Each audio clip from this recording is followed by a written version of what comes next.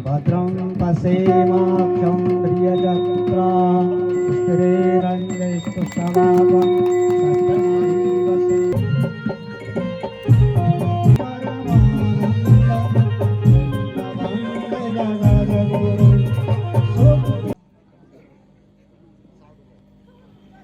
मैं आज के जो विशिष्ट अतिथि हैं डॉक्टर कपिल देव रावत जी का बैज अलंकृत करने के लिए मुकेश भाई को, जो कि हमारे उपाध्यक्ष हैं, मैं उनसे अनुरोध करूंगा कि आप उनका बैज अलंकृत कर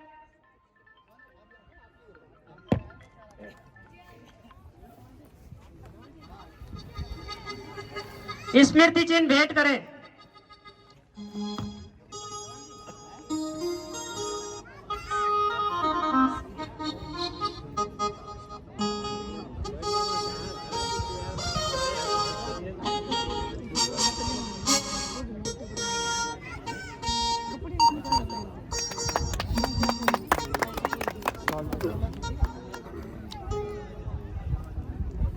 मैं कोषाध्यक्ष जी से अनुरोध करूंगा कि आप उनको स्मृति चिन्ह भेंट करें। एक फोटो करवा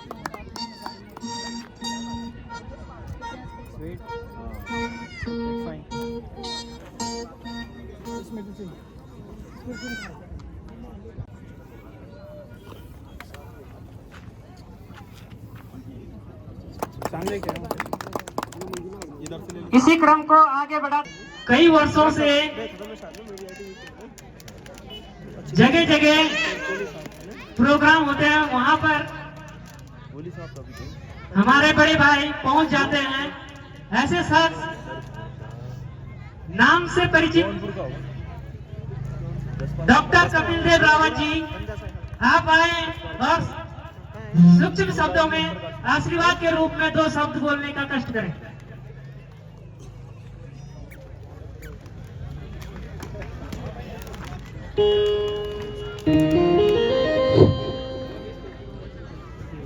धन्यवाद छोटे भाई संजय। सर्वप्रथम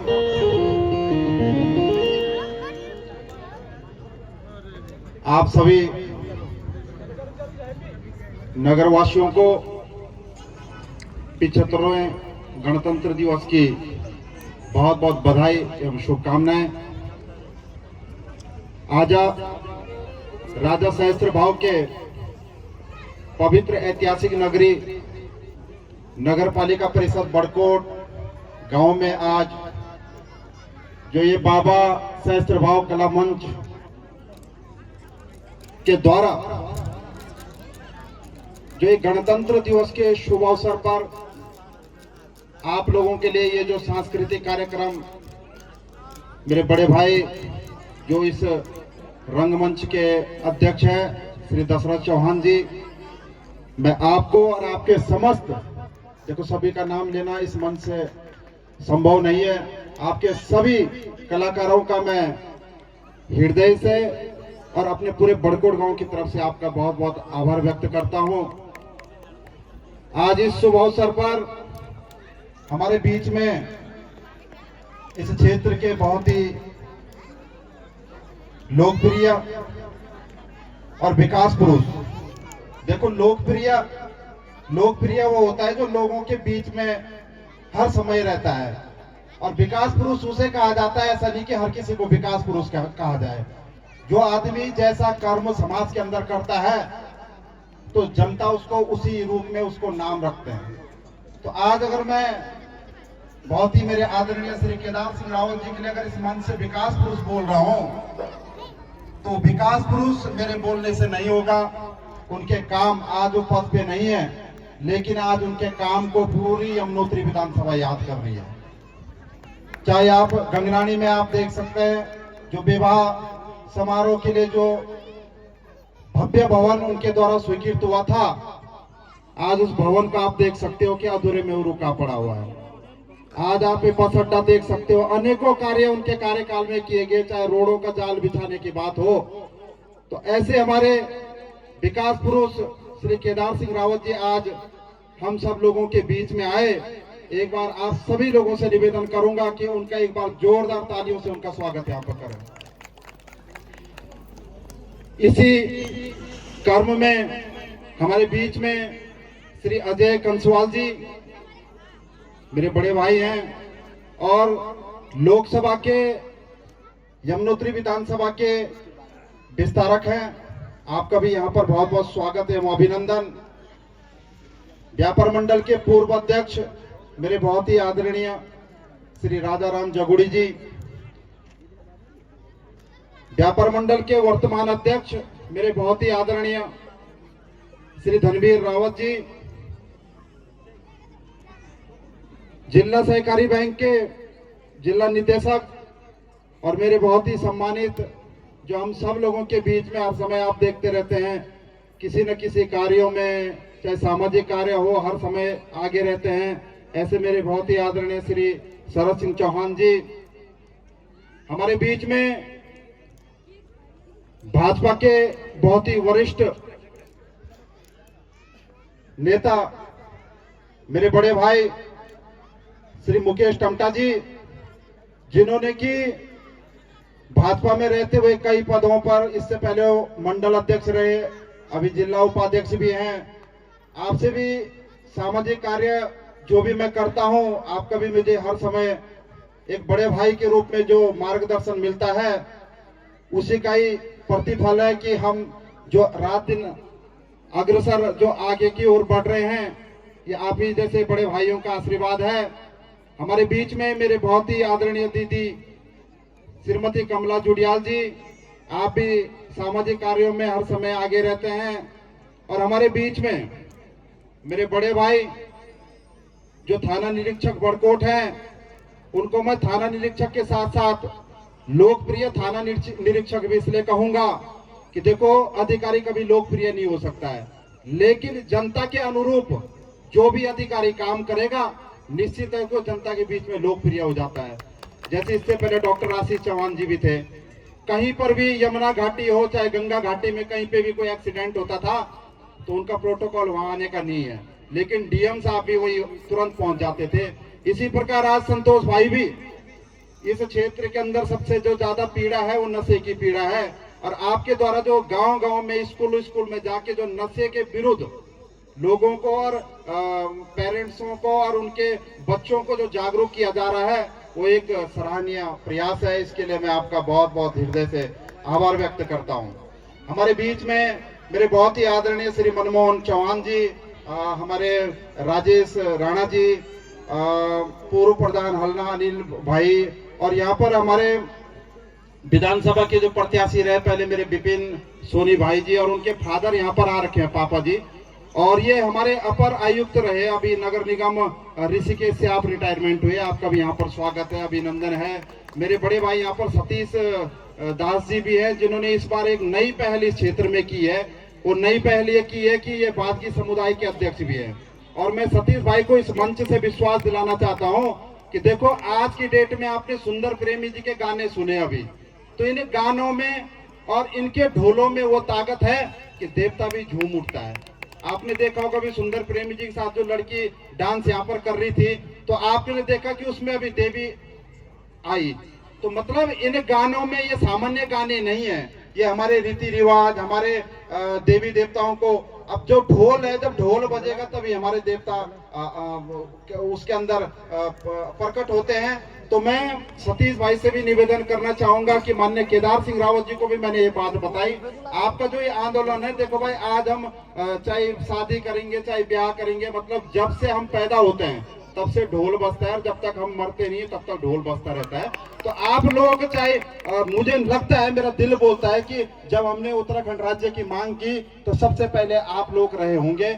उसके लिए क्या नियम बनता है, उसके लिए मैं इस मंच से कहना चाहता हूं कि मैं भी और माननीय केदार सिंह रावत जी, जहां तक भी आपके साथ हमें जाना पड़ेगा, सबसे पहले हम आपके साथ जाएंगे, और निश्चित है कि आपको राज्य आंदोलनकारी का दर्जा मिले, इसके लिए मैं आपको एडवांस शुभकामनाएं देता हूं। और आप लोगों के लिए भी, आप लोगों को भी इसके लिए रात दिन प्रयास करना पड़ेगा।